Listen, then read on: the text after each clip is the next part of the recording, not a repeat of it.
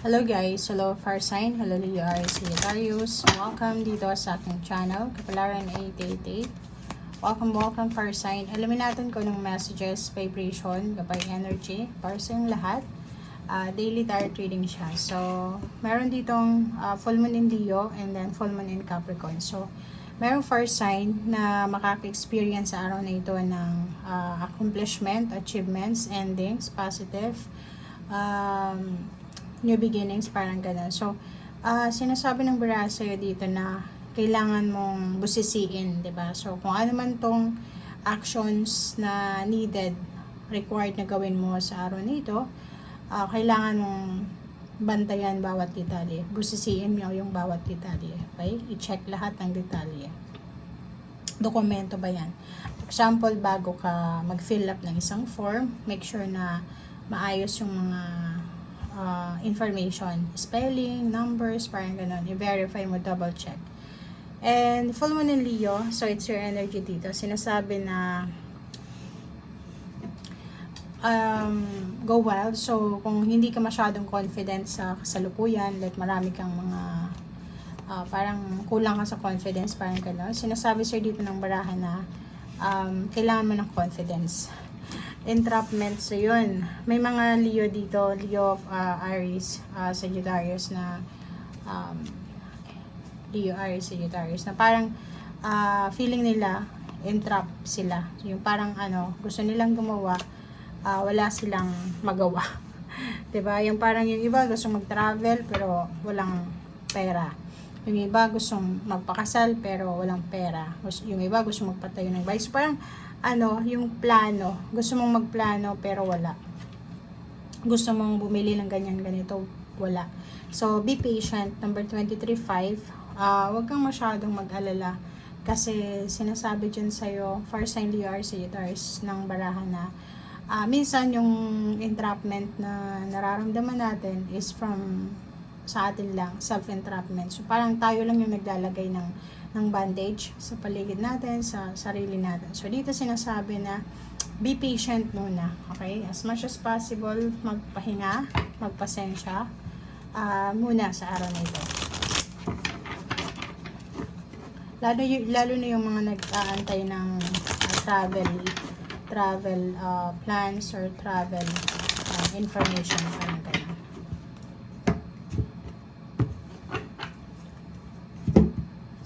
Okay, wow. Ten of Pentacles. Oh, so nakikita ko sir dito, isang lump sum of money. Okay, isang napakalaking halagang pera. It's either 1,000, napakalaki. Malaki na yun, 1,000, 10,000, 100,000, 1 million, parang 10 siya.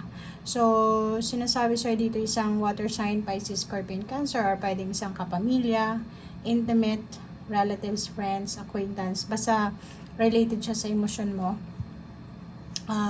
Posibleng may posibleng blessings, is a blessing, gift, regalo na matatanggap ka pwedeng sa araw na ito or sa mga susunod na araw or next month.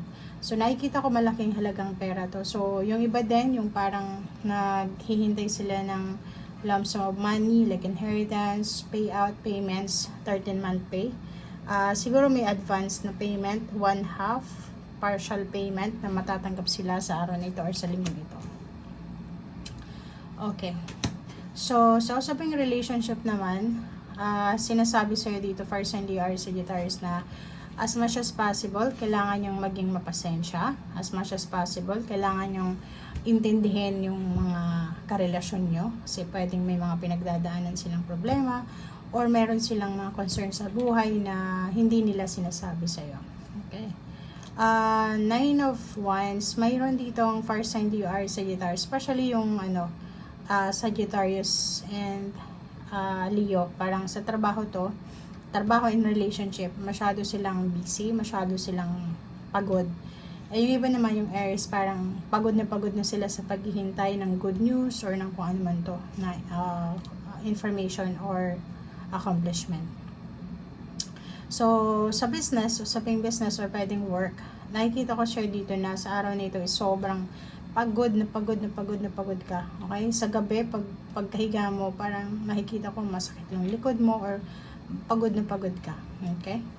And yun, so it's a confirmation ng entrapment. So 2 cards yung entrapment natin. So nakikita ko may mga first sign Sagittarius dito na kailangan yung tapusin yung mga obligations, trabaho, business, parang ganun. So siguro may binabala kang bakasyon na gagawin mo sa December. So ngayon pa lang, kailangan mo mag-double time, mag-work, loads ng maraming trabaho, parang ganun. So nakikita ko sir dito na napaka-workaholic mo. 'Di ba oh? So busy ka sa pagtatrabaho, busy ka sa bawat detalye, ayaw mong magkamali. Okay? And yung flow ng money sa araw na ito is balance. So pwedeng makatanggap ka nga ng lump sum of money, pwedeng makatanggap ka ng regalo, pwedeng makatanggap ka ng premyo. Meron din ditong pagkakataon ka na mag-share ng tulong sa ibang tao. Yung parang may magbibigay sa'yo ng blessings, or pwedeng yung universe is sobrang generous sa'yo sa araw nito para i-bless ka. And then may mga tao din na naghihintay para sa blessings mo. Okay.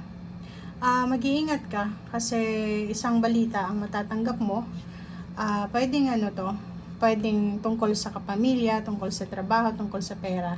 So isang balita to na pwedeng mag-cause ng away, gulo. So mag-iingat ka dito kasi etong balitang ito, it's tungkol sa kapamilya, tungkol sa katrabaho, tungkol sa kakilala na may nag-aaway-away dahil sa pera. Okay? Okay, 3 of Cups. And then, okay, so nakikita ko sir dito na isang balita ang matatanggap mo rin sa araw na ito. Sa either invited ka sa isang pagtitipon, sa isang reunion, sa isang gatherings, family or work related. And nakikita ko rin sir dito na isang balita ang posibleng, like, sa usaping money, na posibleng isa-celebrate mo. Like, for example, yung matagal mo nang hinihintay, ay posibleng dumating na. Like, for example, 3 months or 3 years ka nang naghihintay dito. So, yun yung nakafocus sa iyo sa ngayon.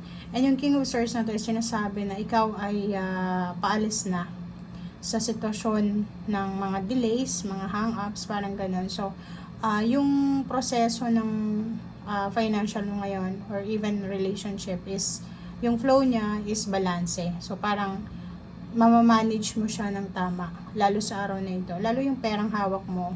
Yung iba sa inyo sobrang tipid na tipid sa gastos, sa mga expenses. Yung iba naman is wala, zero balance. Yung iba naman sa inyo dito is naghihintay, but yun nga, sinasabi sir dito na makakatanggap ka ng financial gain, financial success.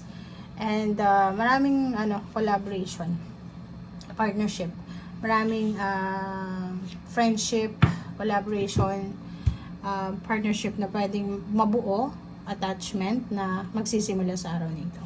Okay, thank you guys. Bye!